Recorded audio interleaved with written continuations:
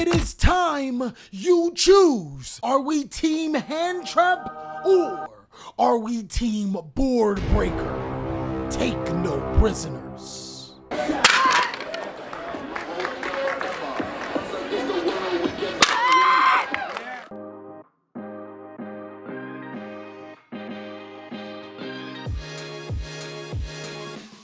What's going on with y'all, big dog? And it is an amazing day for Yu-Gi-Oh!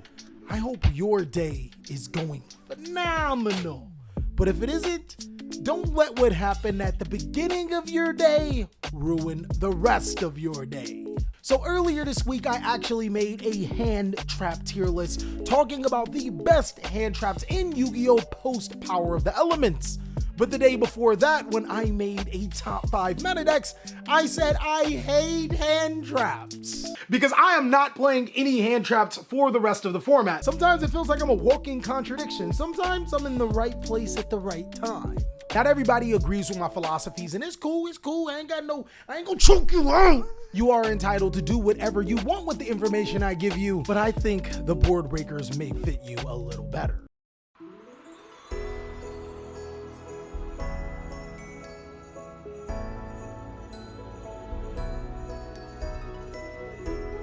So today, we are going to be talking about the top board breakers for this format, August 2022, post Power of the Elements.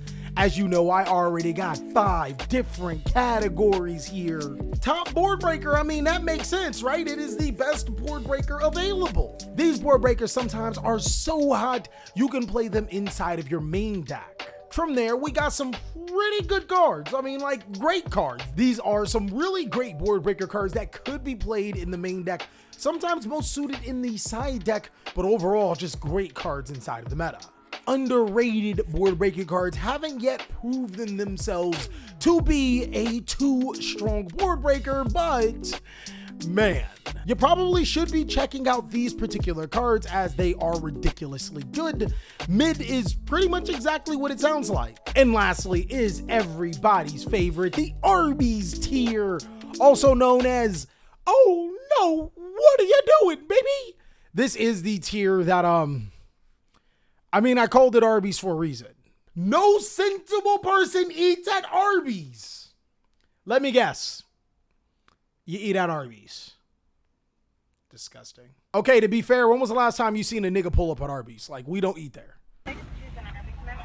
Oh, let me get a roast beef sandwich, but hold the beef because I don't like the violence. Let's go ahead and jump on into our tier list. We're going to start off with Salesban. Now, Salesban is a card that I've toted as a fairly good card inside of the format. It actually allows you to prevent your opponent from using a card effect so long as you don't use it for the rest of the duel. This card actually works wonders when you're playing against a strategy that plays a particular card that you don't, but unfortunately, I'm going to put it in the mid tier. Using this card against tier limits, you can stop Predaplan Dragostapelia. Against Outlich, well, that's not going to work out. Against combo decks, what exactly do you want to stop that's going to allow you to play? And against the worst probable matchup in Sprite, they'll take it and then use it on their following turn. I don't think that Salesban is a great card right now, but I think that Alpha Master of the Beast, boy. Now, Alpha Master Beast does have its flaws, especially if Sprite players are still special summoning Duke Frog to their side of the field. But if they don't, Alpha Master of the Beast comes out as a 3,000 attack monster, able to attack over totally awesome. Also, against the tier limit matchup, you can use it to bounce monsters like Shadal Winda. It forces them to be able to use their meta noise, or I forgot the card's real name in the TCG. It's just a great Yu-Gi-Oh card. Change of Heart. Oh my God, I never thought we'd be in 2022 and I'd say that this card's mid. Are you trying to give your opponent cards to break your board? I can only imagine how many people would side this card in against Sprite, only for them to take your Change of Heart and then use it on the next turn. Change of Heart isn't dangerously a good card, but Cosmic Cyclone kind of is. Cosmic Cyclone allows you to be able to banish the tier limit face down spell and trap cards, and can also banish Outlich cards so they can't use their effect to be able to cycle through them. Of course, this card can be activated in the draw phase or the standby phase, being able to get rid of Fluunderre's magnificent map, so it's a pretty good card. Putting it in the main board may not be a terrible idea. Cyber Dragon, oh my god. You know what? I never thought I'd see a board breakers list and see Cyber Dragon. I'm gonna go ahead and put it in mid. You could really punish your opponent by placing the wrong monsters in the extra monster zone just by special summoning Cyber Dragon. And of course, it forces Divine Arsenal Asus's effect, but I don't think that that's worth it to play in the main board or the sideboard, especially since there aren't decks that need to link or place monsters in the extra monster zone right now. Dark Hole easily goes into the almost Arbys Tear, like, yo, what are we doing here? The only benefit of Dark Hole is when they totally awesome take your Dark Hole, they more than likely won't be able to Dark Hole you back, but that's just because they're clapping your cheeks already. I don't need the Dark Hole. I got a board and you don't. This is legitimately the opposite of a board breaking Yu-Gi-Oh card, but hey, I mean, I guess it still works with Dino destroying your own cards. Dark Ruler No More is easily a top board-breaking Yu-Gi-Oh card, guys. This is a card that you 100% want to consider playing inside of your main deck, if not sideboarding. As you already know, it stops Shaddoll Window, Predaplant Dragus Stapelia, but of course, against the Sprite strategy, how you want to get clapped, Sprites? Dark Ruler No More is so ridiculously good, it actually makes a lot of these cards that are really bad kind of good, like Change Your Heart and Dark Hole. And then it makes Alpha Master of the Beast feel like Alpha God of the Beast. So yeah, Dark Ruler No More is a top board breaker. Dino Wrestler Pinkertops, I actually do value its quick play effect. Being able to activate it on both players' turns, its return could be as powerful as Alpha Master of the Beast, but the problem is it is a little bit weaker, which does come up. With that being said, I'm gonna put Dino Wrestler Pinkertops in the great category, but it's really specific. You need Pinkertops to actually be able to go for back row heavy cards, as if Sprite players are not drinking gasoline or something, then they'll still be playing Totally Awesome or Dupe Frog. They'll still be playing Dupe Frog, which will prevent Pinkertops from breaking the board. In actuality, knowing Konami, I think they just might ban Dupe Frog. That might be the play for them. I mean, that would make Pinkertops good. It kind of solves the problem too. Divine Arsenal Asus. Divine Arsenal Asus is mid. Zeus is not a terrible Yu-Gi-Oh card. Actually, I mean, if I gotta say it, it's the best mid Yu-Gi-Oh card we got. The problem with Divine Arsenal Asus though is that, like, he normally doesn't break boards that aren't already broken. If your opponent has a board, there's no way they're gonna let you go to battle phase, attack with an Exceed monster, and attack into an Exceed monster, make this card, and resolve it to fact. It's just not happening anymore. It's not as simple. We are not in 2020. Evenly matched. Evenly matched is so good, guys. Like, you can main board evenly matched. Like, oh my God. Now, this card does trade terrible, like completely trash with Sprite. But against everything else, Outlich, did you open Solemn Judgment? Tier Limit. Where's your negates? And of course, remember, if your opponent has a token monster on their side of the field, they must keep the token and banish everything else face down. Looking at you, adventure players. Forbidden Chalice, you know, it feels really mid. I ain't gonna lie, like, against Sprite, it's not working. I mean, they're gonna take it and then use it against you, and you're not gonna like it. But against almost everything else in Yu-Gi-Oh, I mean, bar Outlich and Flew Under Reese if they have the map, I mean, it's a pretty decent card. Forbidden Drip on the flip side. Oh my God, top board breaker. What are we doing here? Think of Forbidden Droplet like Dark Ruler No More, except you can attack. That's it. Cosmic Cyclone is low-key a mid Yu-Gi-Oh card. The only reason why Tier Limit plays it is so they can send it off to the top of the deck for the graveyard, but any other deck, you should not be playing it. It does get rid of Floodgate, so there's that. But other than that, I mean, this card's pretty mid. Harpy's Feather Duster, easily a really, really good card. We still have to deal with Outlich and other decks. So yeah, sideboarding that Harpy's Feather Duster, you're all right. Kaijus don't feel great, guys. They feel really, really mid. Kaijuing a Totally Awesome is all fine and dandy until you realize you left the Sprite Elf on their field. They can just bring the Toad back. I mean, I guess you could Kaiju the Winda, but there's so many other things you can also do. I don't know. Kaijus don't have that disruption that you really need. Kirakira, we've already said that this card was on the up and up. Unfortunately, it's not right now. Kirakira really reminds me. The good news is, homie, you came a long way. The bad news is you went the wrong way. The problem with Kirakira is that you have to use it on your turn.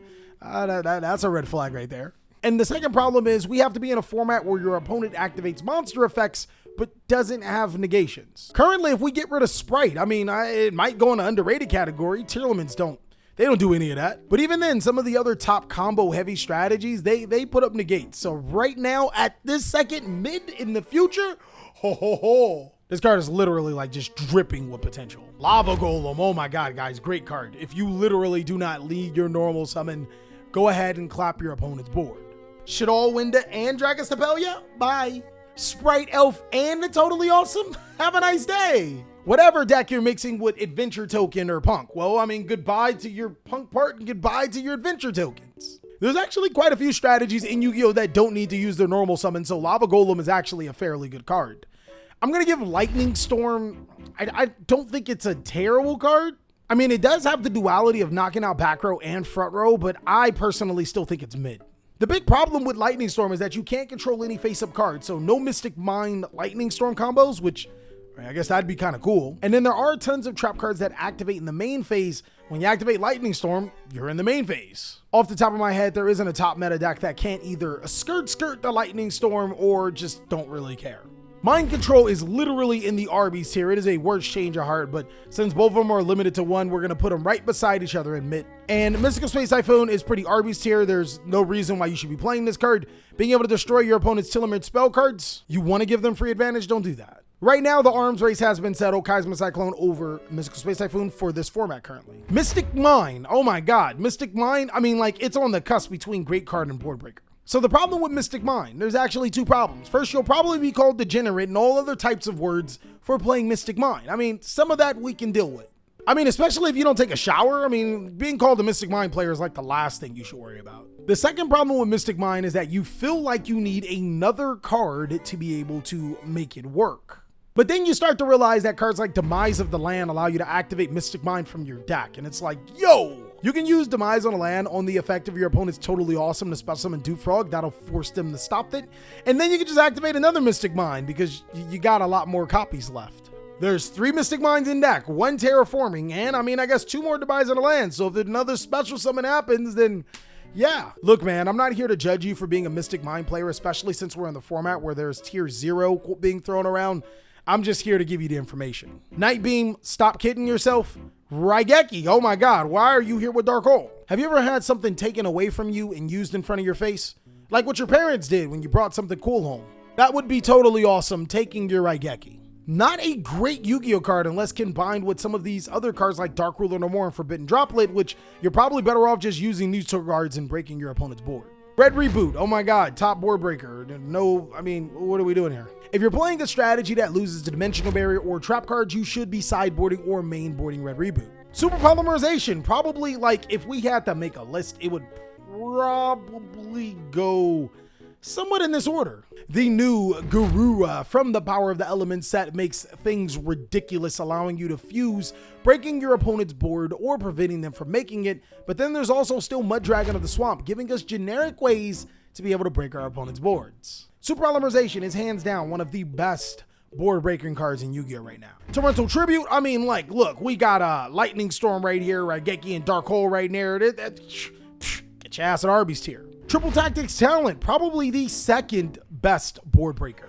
One of the best Yu-Gi-Oh cards in a hand trap format, because regardless if we're team board breaker or not, we still understand that some people want to just cram hand traps inside of their deck. I also love that after you bait Totally Awesome's first effect, you can go Triple Tactics Talent to take control. The taking control is on resolution. So yeah, summon that Totally Awesome. Thank you for the Totally Awesome. And then drawing 2 cards always felt good. Twin Twisters, oh my God, Arbys Tear, what are we doing here? Literally, unless you're playing against Eldritch, Twin Twisters stays in Arbys Tear. I mean, like, if you can make a case to side it, so I'll put it in mid if you see a lot of Eldritch back row heavy glue eating players. Ultimate Slayer is ridiculously underrated, guys. I don't even know why this card is only $50 right now, but if there was a buy these cards before it skyrocketed in price, oh wait, there is, but this is still one of them. Ultimate Slayer, being able to send Elder Entity Intis from your graveyard is very, very nice. Then being able to send Totally Awesome to gain one. Oh my God, this card's just ridiculous. Ban Totally Awesome! Underworld Goth Mommy. I mean, she's so beautiful. Literally one of the most underrated Yu-Gi-Oh cards in Yu-Gi-Oh right now. Just being able to link off one of your opponent's monsters, ridiculous. And lastly, Great Beast of the Sky, please hear my cry. Well, if Lava Golem's here, I'm gonna go ahead and say underrated. Not a lot of people respect the ball boy. This card is ridiculously good. Being able to tribute off 3? That works for combo decks, especially Sprite, Punk, and Adventure decks. And that is all that I have for the Board Breakers tier list. 2 tier lists in 1 week. Let me know what you guys think. Also, of course, if you want to see more amazing profiles, go ahead and check out these videos. There's also Master Duel Cali if you want to see more Master Duel content. I hope you're having an amazing day, and I'll catch you on the next one.